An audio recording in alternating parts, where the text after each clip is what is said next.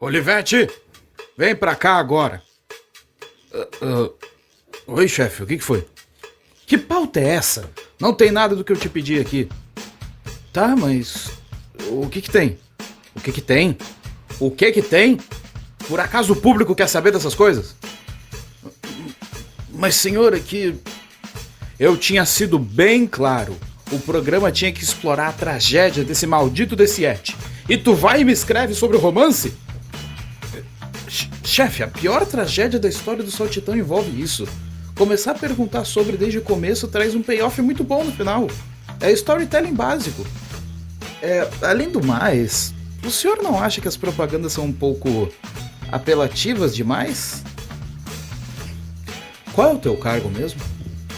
Mas, senhor, responde a pergunta. Roteirista, senhor. Exatamente. Você é a mente criativa, não a marqueteira. Então me faz um favor, tá? Fica quieto e faz o seu trabalho. Ok, senhor. Datilo de merda. Vocês são todos iguais. Todos. Sejam todos muito bem-vindos, amados telespectadores, a mais um episódio do programa de entrevista Grafitando, onde seus personagens favoritos contam suas histórias mais icônicas. E no episódio de hoje, um dos faz-tudo mais famosos dos desenhos animados. Sua vida se baseia em consertar telhados durante o dia e derrotar vilões bizarros e poderosos à noite. O Homem das Neves Imortal. Pode mandar entrar. Saltitão. Apenas um show.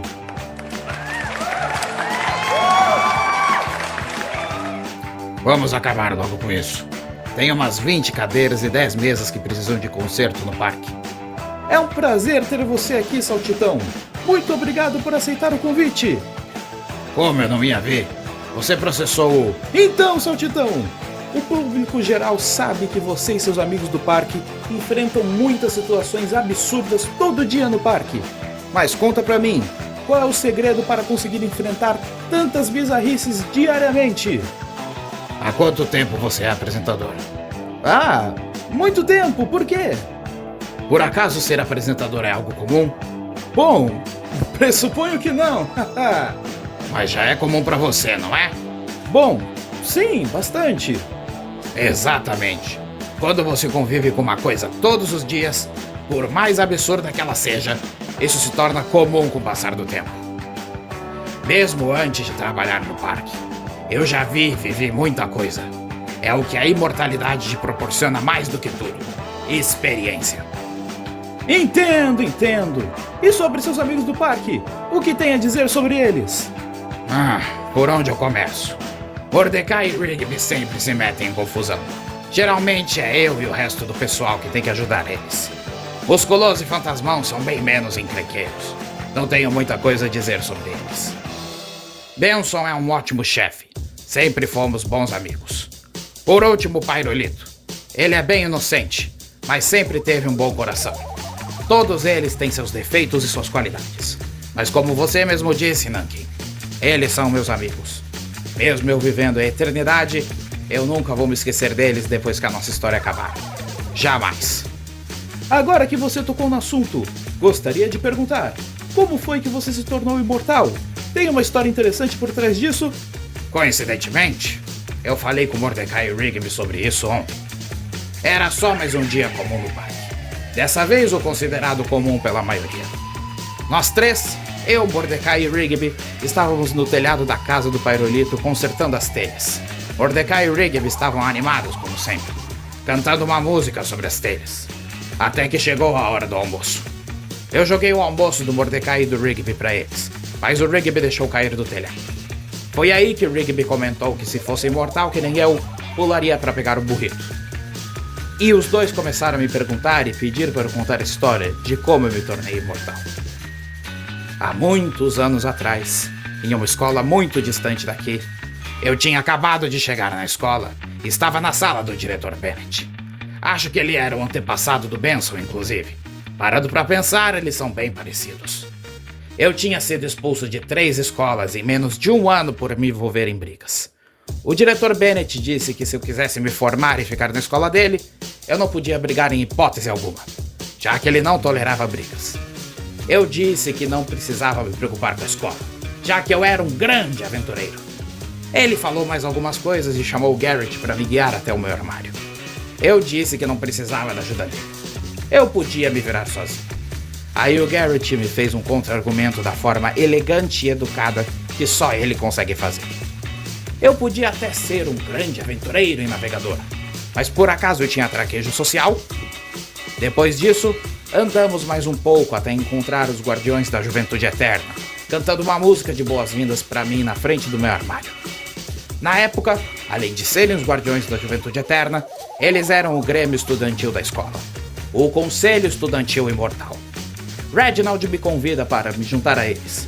Depois de eu perguntar por quê e ele responder que não tem nada que gere mais respeito que fazer parte do Grêmio Estudantil, Clogbane aparece e joga Reginald contra os armários. Com todo o meu orgulho de jovem inconsequente, obviamente eu não podia deixar um valentão agir na minha frente sem eu fazer nada. Então eu empurrei ele. Quando nós estávamos prestes a brigar, o diretor Bennett apareceu na mesma hora. Então tivemos que disfarçar. Mas depois que ele foi embora, o próprio Clogbane disse que isso ainda não tinha acabado. Logo depois que o Clogbane saiu, os imortais disseram que ninguém nunca tinha enfrentado ele antes. E eu disse que Walks sempre enfrenta um cretino. Walks? Esse era seu nome na época? Sim, Walks é meu nome do meio. Tem algum motivo especial para você ter mudado seu nome para Saltitão? Eventualmente eu chego lá. Enfim, como eu ia dizendo, na hora do almoço, eu estava procurando uma mesa para sentar. Foi aí que eu ouvi a voz mais doce que eu já ouvi em toda a minha vida, me chamando para sentar com ela. Olha só! Então tem um coração aí dentro! E qual era o nome da Titacuja? Desdemona, mas todos a chamavam de Mona. Era bonita? A mulher mais linda que eu já vi em todos os meus 200 anos. Quanta propaganda, hein? Tô curioso para saber onde isso vai chegar. Eu sentei e nós conversamos um pouco, até que o Conselho Estudantil Imortal chegou e me pediu para lutar com Clogbane. Eu respondi que eu ia lutar com ele de qualquer jeito. Então eles começaram a explicar o plano deles. Assim como eles, Clogbane foi criado imortal. Então os punhos nus de um mero mortal como eu não iriam surtir efeito nenhum nele. Por isso eles projetaram uma arma para eu usar e ser capaz de derrotar Clogbane. Os Punhos da Justiça. Esses aí são famosos. Eu disse que pensaria na proposta e eles foram embora. Então eu me virei para continuar conversando com a Mona. Mas quando eu virei, ela tinha sumido. E só tinha deixado o caroço da maçã na mesa. Eu olhei para os lados para procurar ela e ela estava saindo pela porta do refeitório. Então eu fui atrás dela. Quando eu alcancei ela, perguntei por que ela tinha ido embora. Ela disse que tinha ouvido a conversa e que não gostava de homens que lutavam. Então ela se despediu. Mas eu convenci ela dizendo que ela deixou o caroço da maçã na mesa e que eu não gosto de pessoas que deixam lixo espalhado por aí. Mas eu podia abrir uma exceção para ela. Ela disse que se eu quisesse conhecê-la melhor, eu poderia me inscrever para a decoração do baile de formatura, já que era lá que ela passava o tempo livre. E foi exatamente isso que eu fiz. Mais tarde, no salão do baile, enquanto eu estava ajudando a Mona, Clogbane entrou e disse que queria terminar o que começou comigo. Eu arregacei as mangas, mas quando eu vi a Mona, decidi não lutar. Ela ficou feliz, então eu chamei ela para sair e ela aceitou. Depois de um tempo, eu percebi que Bennett estava completamente por fora e Clogbane fazia o que quiser naquela escola. Eu disse para meus amigos imortais que eu tinha que dar um jeito nele, mas se eu fizesse isso, Bennett iria me expulsar e Mona iria me ignorar. Eles responderam que era necessário dar um fim no reinado de Clogbane e garantiram para mim que Bennett e Mona iriam entender e me perdoar. Os dias foram passando e o amor meu e da Mona só crescia. Nós saltitávamos de alegria com o nosso amor em qualquer lugar que passávamos. Certo dia, eu e ela saltitamos ao redor da escola 3 vezes seguidas. Ela estava cansada, mas eu disse que queria só mais uma vez. Foi aí que ela disse que se eu continuasse assim, ela teria que começar a me chamar de Saltitão. Ahá! Acho que eu sei onde isso vai chegar. Logo depois disso, eu entreguei um colar pra ela, com uma foto minha e dela dentro de um coração, e convidei ela pro baile. Nunca vi ela tão feliz e saltitante. No mesmo dia, na aula de latim, Garrett jogou um bilhete na minha mesa. O bilhete dizia que a minha luta com Clogbane seria no mesmo horário do baile. Eu respondi que ele marcou no pior horário possível, e perguntei como eu iria ir ao baile com a Mona e lutar com Clogbane ao mesmo tempo. Ele disse que era só eu ir ao baile com ela, pedir para ir ao banheiro, lutar com Clogbane e depois voltar para a festa. Como eu tinha que fazer isso, eu aceitei. Na noite do baile, eu busquei a Mona na casa dela. O pai dela me atendeu. Era um bom sujeito, e pelo que a Mona me contou, um ótimo pai. Conversamos brevemente e a Mona desceu as escadas. Ela estava deslumbrante. Quando eu vi ela pela primeira vez, achava que eu nunca mais iria ver algo tão bonito em toda a minha vida. Mas naquela noite eu vi. A única coisa que supera a beleza de nossa amada é a beleza dela arrumada. Quando chegamos ao baile, eu até tentei sair algumas vezes, mas a Mona me chamou para dançar, tirar fotos. Foi aí que Clogbane perdeu a paciência e derrubou a parede do salão, exigindo que a luta começasse. Nesse momento, Clogbane empurrou Mona dos meus braços. Bennett finalmente percebeu que Clogbane era o tal provocador e expulsou ele ali mesmo. Mas Clogbane disse que era ele que mandava nessa escola e empurrou o velho diretor no chão, que disse para alguém fazer alguma coisa. Eu olhei para a Mona também no chão e ela me deu a positiva. Eu dei uma sequência de socos nele, mas como eu estava com as mãos nuas, Clogbane nem se mexia. Mas em contrapartida, ele podia me acertar. E acertar muito bem. Ele tirou uma massa das costas e disparou contra a minha direção. Foi aí que a Mona pulou em cima de mim e me tirou da frente da bola de espinhos. Mas a massa acabou acertando a parede e parte do teto caiu em cima da Mona. Eu fiquei furioso. Naquele momento, Garrett ativou os foguetes dos punhos da justiça e eu peguei eles no ar. Eu dei uma surra no Clogbane e a luta acabou com um soco meu, tão bem dado no queixo do Clogbane que ele voou para o espaço, dizendo que um dia voltaria. Depois da luta, eu olhei onde estava a Mona e os garotos estavam lá, olhando para os escombros. Reginald, segurando o colar que eu havia dado a Mona, apenas confirmou com a cabeça o que eu não queria acreditar. Mona morreu, e nada que eu fizesse iria mudar isso. Os anos seguintes foram muito difíceis, até que um dia, os garotos me chamaram para a casa deles para me explicar algo importante. Segundo a órbita que eles traçaram, Clogbane iria voltar em 157 anos.